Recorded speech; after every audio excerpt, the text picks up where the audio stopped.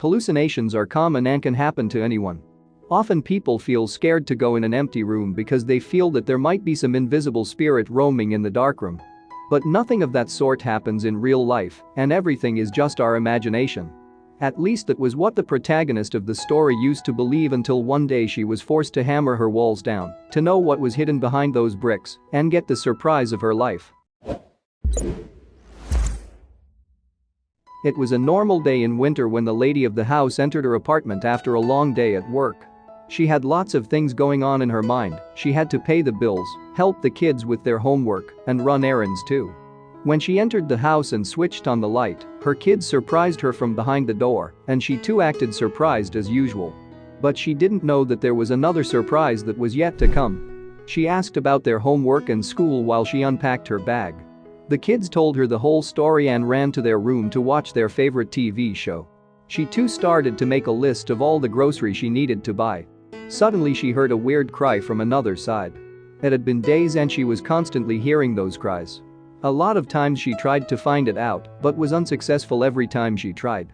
She was fed up by those weird sounds and wanted to know their origin so that she could end this torture for once and all. Many times she thought that she might be hallucinating and there were no such noises in real. Because it was she who was hearing these noises and no one else. But today she was determined to find out the reason. Would she be able to find out? She sat on the couch while the noise still continued. Her mind was roaming in all the directions, thinking of all the possible reasons behind the voice. Though she had never believed in supernatural stuff, these noises were shaking her beliefs now. Then something clicked her mind. What was she thinking? She knew her kids were mischievous, but she was aware that they wouldn't do anything just to annoy their mother. She still thought they were playing a little prank on her. The woman went to their room to surprise them instead. Were the kids making these noises? She tiptoed to their room to surprise them, and as she entered through the door, she was dumbstruck to find her kids sitting peacefully on the bed and watching TV. Her mind had stopped working for a while, and she didn't know what to do. She came back to the living room where the faint noises still continued as she sat on the couch again. Who was making such noises if it wasn't her kids? While she was still thinking about the noises, it stopped for a while. This made her more scared. Her mind started to run in every direction as she about what could be done. She thought of telling someone and picked up the phone to dial her neighbor's number. She heard another faint cry as she dialed the number. She wanted to be sure before she involved someone else, so she thought of asking her kids about the same. She called them in a trembling voice. The kids came running inside the living room to check if everything was fine. They were surprised to find their mom sweating with fear. Would she be able to tell them the reason of her distress? She asked her kids if those noises were audible to them too. Suddenly, the faint cries had stopped. The kids couldn't understand what she was talking about while they nodded in disagreement, and the mother too thought she had lost her mind. But when the kids were going back to their room, they too heard a faint cry in the room and got scared. They couldn't understand where the noises were coming from. The kids and the mother were looking at each while the faint cries grew to be louder. They ran towards their mother and stood beside her. She told them that they need to find out the origin of the noise somehow, so asked them to disperse in every direction in the house. This seemed to be the only way to find out where was the voice originating from and solve the mystery. She along with her kids dispersed in the house and followed the noise. After a while, they came at one point in the house and were sure that the voice was coming behind the living room's wall. There was a television behind that wall, so they thought they'd probably first check if the faint cries were coming out of the television. They checked every nook and corner inside the house, but couldn't tell from where were the faint cries coming from. Now the lady of the house was frustrated. It was a rough day at work, and now these cries were annoying her. But she knew if she didn't find the source of the noise she wouldn't be able to sleep. So she thought of another plan. She was constantly thinking about what would she do. Then suddenly she went near the wall from which the noise was coming from and put her ear against a wall to hear it more clearly. She could now hear it more distinctly. Her mind was full of thoughts and questions. I need to do something, she told to herself. She was sure that something was hidden behind the wall, but she couldn't understand how could it possibly remain inside the wall for so long. And now she knew that she needed to rescue no matter what was inside the wall. The cries grew louder, and now she couldn't contain herself from finding out what was inside the walls. Would she be able to find out? It wasn't that easy as it seemed it to be. To know what was hidden behind the walls, she had to break it. It wasn't a decision that could be taken without thinking, but she had no other options too. So, she called her kids and asked them to bring a hammer. Would she break the wall? She was ready to take the risk, but another thought came in her mind. She thought, what if something dangerous was hidden behind the wall, and just in case it attacked while she was breaking it? But she had to break the wall anyway. So she took the hammer in her hands and positioned it to knock down the wall. But first, she needed to figure out certain things. She knew the point from where the voice was coming from, but she couldn't just knock down the place with the hammer. She was afraid that she might hurt whosoever was making those obnoxious noises. So she first needed to find a weak point in the wall. She placed her ears against a wall to listen to the noise so that she would know the exact point she had to strike with the hammer. Would she be able to take out that was stuck inside the wall safely? She took the hammer from her kid's hand and positioned it to strike against a wall. There were several thoughts that were going inside her mind. She was reluctant to at first, but then she had to do it because she was annoyed by the constant cry. So again she picked up the hammer with great force to accomplish the task. Would she be able to it now? After finally making her mind, she started striking the wall with the hammer. She could hear that the source of the sound was coming from the other end of the wall. Initially, she was knocking gently, but after a while, she knocked the hammer with a great force, and a hole was made in the wall. Would she be able to know what was hidden behind the wall? She had successfully made a hole in the wall, still it wasn't big enough that her hands could pass through it. She had to hammer the wall until it was big enough to put her hands inside it. The cries had grown louder and were more clear. This made her confident that she had hammered the wall in the right place. She paused for a while to see the hole that she had made, but she couldn't waste any more time, so put her hand inside it.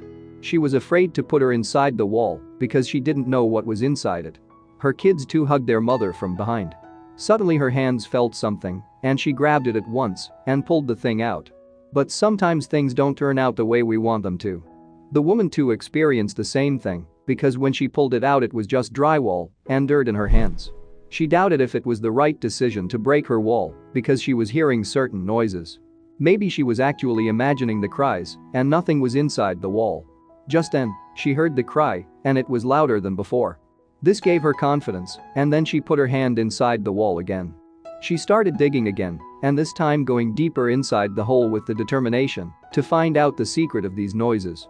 Now the hole was somewhat turning into a tunnel, but she was completely unaware of what she would encounter inside the hollow tunnel that was in her wall.